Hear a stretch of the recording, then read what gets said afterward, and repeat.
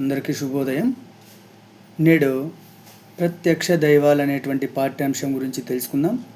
ప్రత్యక్ష దైవాలు పాఠ్యాంశ రచయిత ఎర్రన గారు. కవిత్రయంలో నన్నయ, తిక్కన, ఎర్రన ముగ్గురు కవిత్రయులు.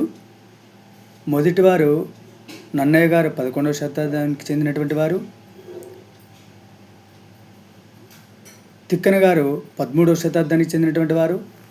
ఎర్రన గారు 14వ శతాబ్దానికి చెందినటువంటి వారు.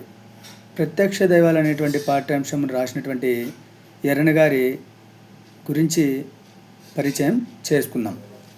మహాభారతాన్ని ఆంధ్రీకరించినటువంటి కవిత్రయంలో ఎర్రన గారు 3వ వారు. ఈయన క్రీస్తు శకం 14వ శతాబ్దానికి చెందినటువంటి కవి. ఎర్రన గారి తల్లిదండ్రులు పోతమ్మ, సూరనలు. పాకనాడు సీమ, నెల్లూరు జిల్లా కందుకూరు సమీపంలో గుడ్లూరు గ్రామంలో ఎర్రన గారు జన్మించారు. అద్దంకిని రాజధానిగా చేసుకొని పరిపాలించిన ప్రోల వేమారెడ్డి ఆస్థాన కవిగా ఉన్నారు.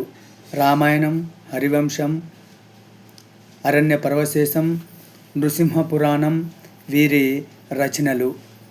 ప్రబంధ పరమేశ్వరుడు, శంభుదాసుడు అనే బిరుదులతో ప్రసిద్ధి పొందినటువంటి వారు ఎర్రన గారు. వీరి రచనా శైలి సూక్తి వైచిత్రిగా పేరెన్నిక గన్నది.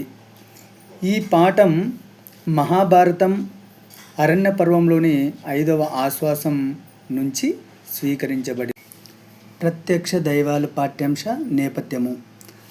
అరణ్యవాసంలో ఉన్న ధర్మరాజుతో మార్కండేయ మహర్షి కౌశికుని గాథను చెబుతాడు. కౌశికుని విద్యాభ్యాసం ముగిసినట్లు గురువు ప్రకటిస్తాడు. గృహస్థాశ్రమం స్వీకరించి తల్లిదండ్రులను సేవించమని ధర్మవాదుడు చెబుతాడు. కానీ కౌశికుడు మరింత జ్ఞానార్జన చేసి సకల ధర్మాలను తెలుసుకోవాలని బయలుదేరుతాడు. ఒకనాడు మర్రి చెట్టు నీడలో కూర్చుని వేదాధ్యయనం చేస్తుంటాడు కౌశికుడు. చెట్టుపై ఉన్న పక్షి ఆయనపై రెట్ట వేస్తుంది. కోపంతో దాని వంక చూడగా అది కాలి బూడిదవుతుంది. ఆ తర్వాత మధ్యాహ్న సమయంలో ఒక ఇంటి ముందు నిలబడి భిక్ష కోరుతాడు కౌశిక మహర్షి. ఆ ఇంటి ఇల్లాలు అదే ఇంటికి వచ్చిన భర్తను సేవిస్తూ ఉండడం వల్ల భిక్ష వేయడం ఆలస్యమవుతుంది. నిర్లక్ష్యం చేసిందనే కోపంతో కౌశికుడు ఇల్లాలి వంక చూడగా, మహాత్మా, నేను చెట్టుపై ఉన్న పక్షిని కాను, సన్యాసికి ఇంత కోపం తగదు అని మంచి మాటలు చెప్పి ఇంకా ధర్మ సూక్ష్మాలను తెలుసుకోవాలని కోరిక ఉంటే మిథిలా నగరంలో నివసించే ధర్మవ్యాధుని కలవమని చెబుతుంది. కౌశికుడు ధర్మవ్యాధుడి దగ్గరకు వెళ్తాడు. ఈ నేపథ్యంలోనిదే ప్రత్యక్ష దైవాలు అనేటువంటి ప్రత్యక్ష దైవాలు పాఠ్యాంశం. ప్రక్రియ ఇతిహాసం. ప్రక్రియ ఇతిహాసం. ఇతిహాసం అంటే ఇలా జరిగింది అని అర్థం. ఇది ఒక కాలంలో ఒక రాజవంశానికో ఒక జాతికో సంబంధించినటువంటి చారిత్రకాంశం గల బృహత్ రచన. ఇవి తొల్లిటి కథలు. ఇవి గ్రంథ రూపంలోని రాకముందు ఆసురూపంలో ఉండేవి. ఇతిహాసాలు చతుర్విధ పురుషార్థాలు, పూర్వ వృత్తాంత కథలతో కూడి ఉంటాయి. ఇతిహాసాలలో కథాకథనానికి ప్రాధాన్యం ఉంటుంది. రామాయణ, మహాభారతాలు ఇతిహాసాలు.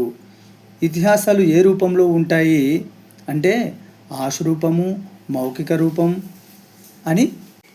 ప్రత్యక్ష దైవాలు పాఠ్యాంశంలోని మొదటి కంద పద్యం ఆలపిస్తాను, శ్రద్ధగా వినాలని కోరుకుంటూ. ఏ నిమ్మియ ఉత్తమ విజ్ఞానోన్నతి వడయుటకు నిజం బగుమూలం అయినది కలదొక ధర్మము భూనుత అది నీకు దృష్టముగా ఎరుగింతున్ భూ వినుత అది నీకు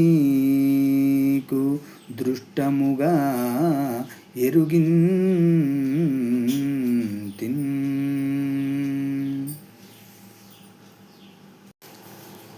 భావం: ఓ కౌశిక మహర్షి, నీవు నన్ను సర్వజ్ఞుడనంటూ అభినందించావు. నేను ఇంతటి విజ్ఞానాన్ని పొందడానికి మూలమైన ధర్మం ఒకటి ఉంది. ఆ ధర్మాన్ని నీ కంటికి కనిపించే విధంగా తెలియజేస్తాను అని కౌశిక మహర్షితో ధర్మవ్యాధుడు చెప్పిన సందర్భం